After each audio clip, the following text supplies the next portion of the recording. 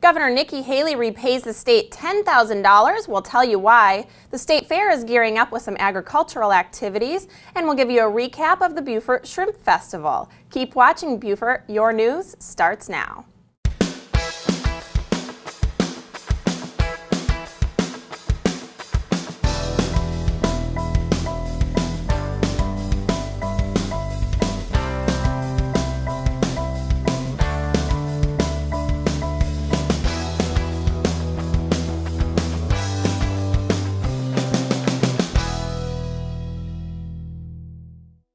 Thanks for joining us for the Beaufort News. I'm Jessa Jeremiah, and here are your local headlines.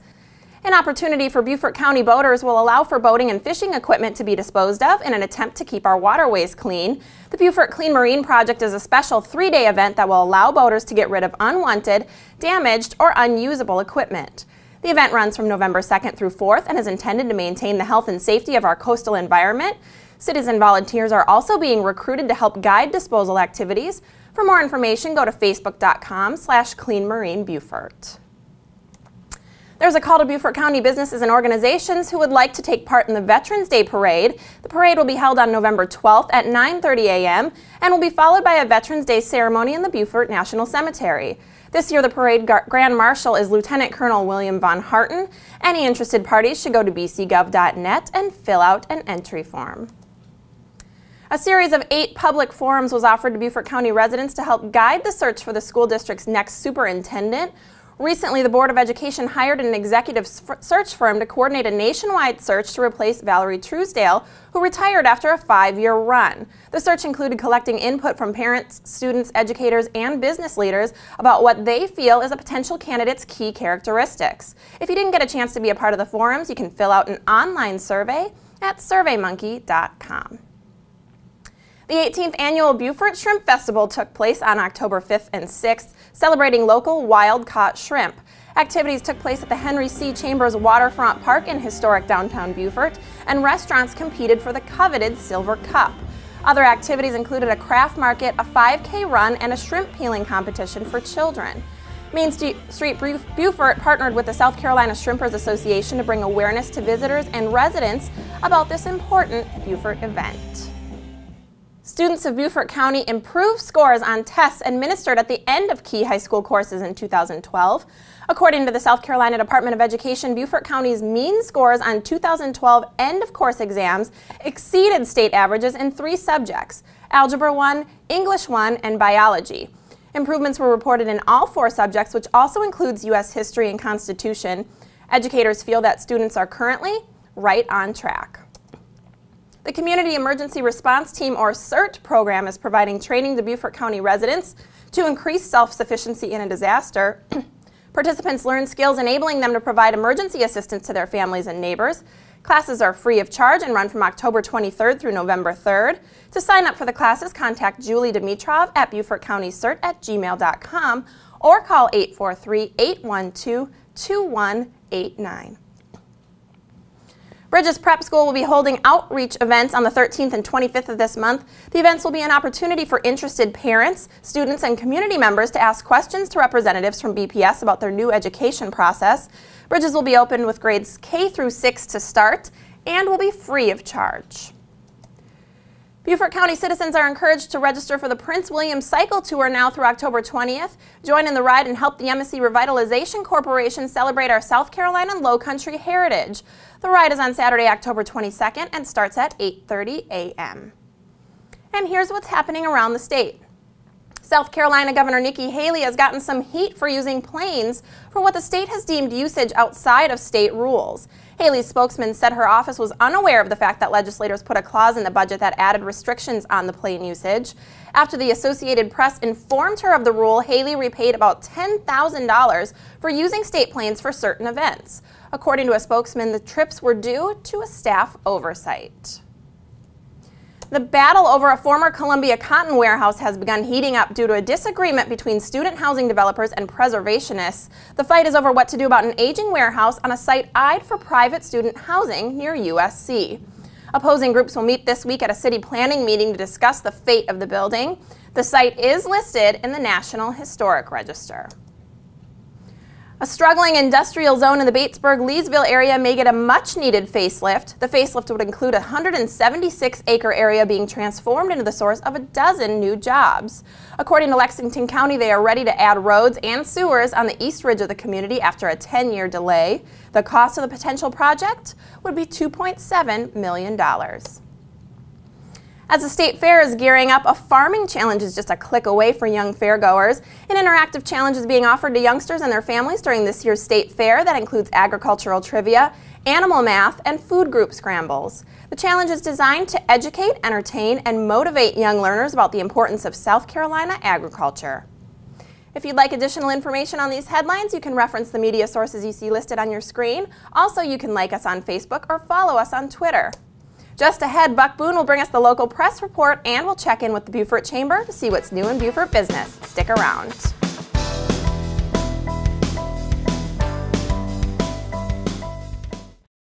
Low Country Real Estate is located in historic downtown Beaufort, home to one of the most attractive real estate markets in America. We've been providing high-quality service to our community for the past 24 years. Whether you're interested in buying or selling residential, resort, or commercial investment property, our professional sales staff can help you with your real estate needs. Please visit lowcountryrealestate.com for details on all available properties in Beaufort and come see how the Low Country becomes you.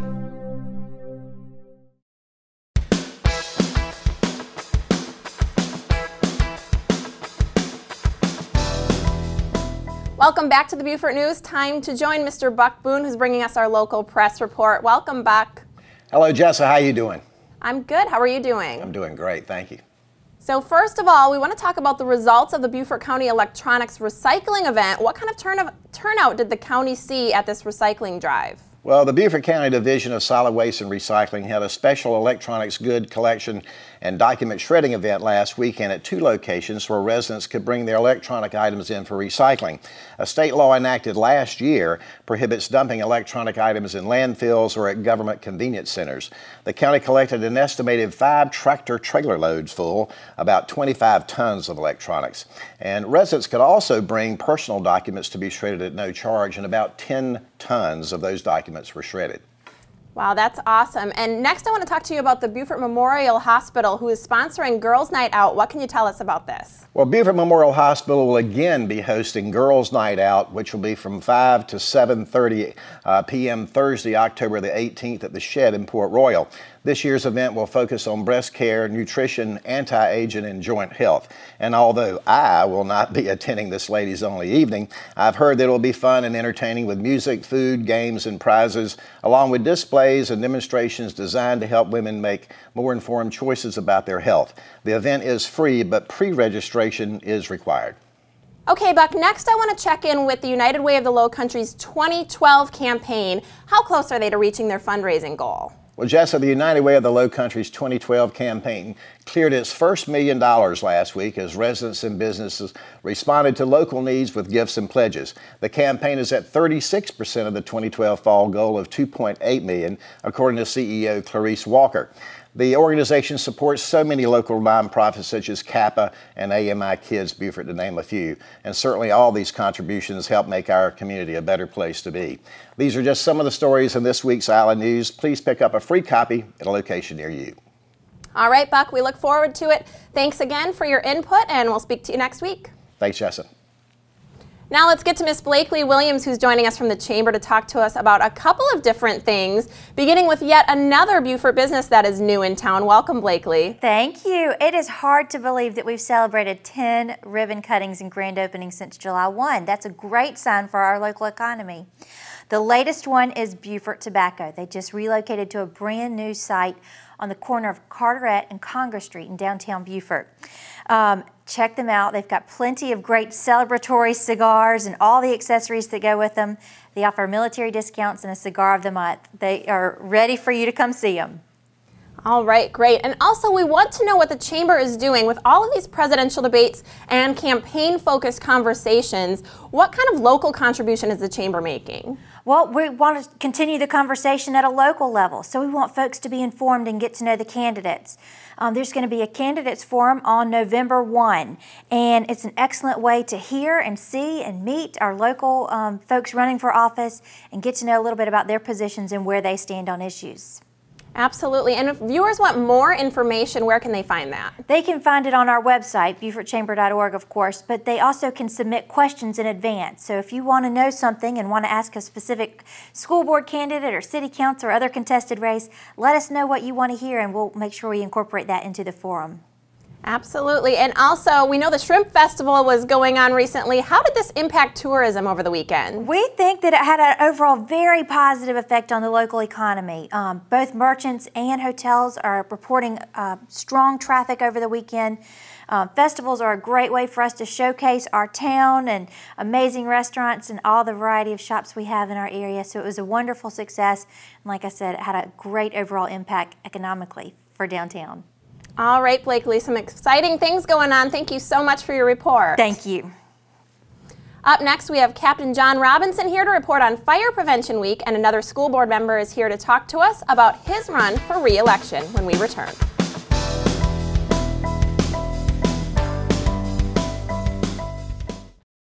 Hi, my name is Matt McElhaney, owner of City Loft Hotel, an upscale boutique hotel in downtown Beaufort. We are proud to be consistently ranked as the #1 hotel in Beaufort based on TripAdvisor's guest ratings and comments. At City Loft, we value our neighbors in the Lowcountry. Whether you're taking friends by boat or need a romantic getaway in Beaufort, let us at City Loft extend hospitality while introducing what's new in urban hotel design. At City Loft Hotel, we are committed to customer service. When you stay here, you're always a local.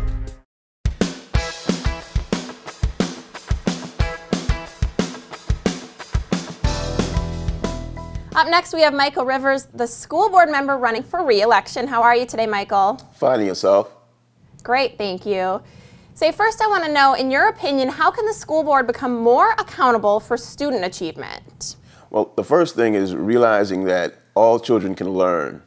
And one of the things that you've been hearing a lot now about poverty, but poverty is really a symptom, not the sickness. In spite of the lack of funds in someone's pocket, that does not minimize their ability to have knowledge in their head.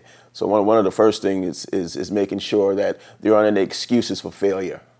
All right, and we've talked about this topic with other candidates. Give us your thoughts on how the Beaufort County School District can help close the achievement gap. Well, one of the first things is to turn weaknesses into strengths, and realizing that some children come to school with different skill sets, but all children have the ability to succeed academically, but we have to tap into those roots to make sure that we can make sure that we germinate that seed that's already been planted so that it can become productive. And what can be done, in your opinion, to secure adequate funding? Give us your input on that. Well, the first thing in my view that needs to happen as far as adequate funding is to realize the conundrum that Act 388 has put on us here locally, because the majority of our funding came and should come from property taxes, but because of Act 388, we are limited in what we can do because of that legislation that was passed. And ironically, it was passed by the support of a lot of our local legislators. So in some ways, some of the local legislators in Columbia has been working kind of to impede the progress of what we can do here locally. All right, some important ideas. Michael Rivers, thank you so much, and we wish you the best of luck. Thank you. Now we're going to speak to Captain John Robinson, the Training and Education Officer for Beaufort and the Port Royal Fire Department. How are you, John? I'm just fine, Jess. Great. So tell us why this week is so special for the city of Beaufort and the town of Port Royal's Fire Department. Well, this week is Fire Prevention Week. Nationally, we have about 260,000 fires a year, and we'd like to spread the word to the rest of our community members how ways that they can protect themselves from fire. And how is the fire department commemorating this week, and what kind of special activities do you have planned? Well, Jess, this week our fire department is focused on kitchen fires. We've launched a war on kitchen fires. 44% of all the fires that happen nationwide originate in the kitchen. The city of Beaufort and town of Port Royal experienced 26 fires in the last 12 months. 14 of those originated in the kitchen.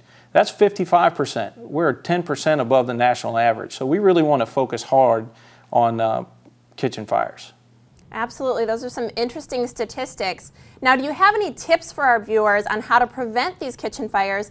And also, what kinds of services can you provide to our citizens who might be facing these kinds of dangers? Yes, we do. One of the most important things we can do is to pay attention. You know, we're a society of multitaskers.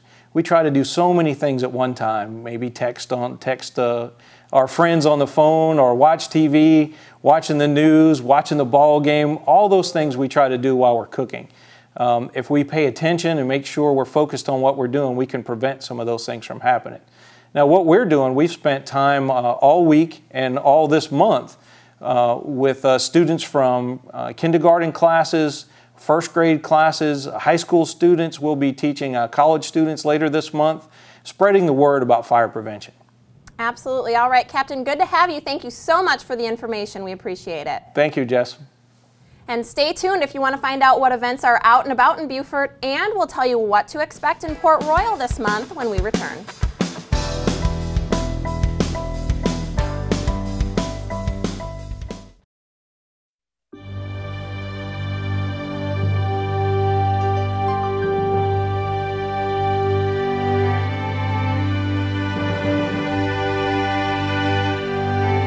Is it time to purchase for the one-of-a-kind person in your life? Over 60 years of service distinguishes Modern Jewelers as one of South Carolina's preeminent jewelry stores. We're proud to have been voted Beaufort's #1 jewelry store 10 years in a row. Come visit us at 807 Bay Street.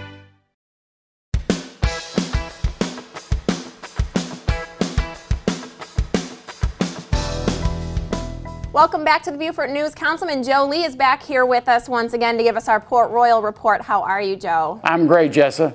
Great. So first of all, just tell us what's going on this month in Port Royal.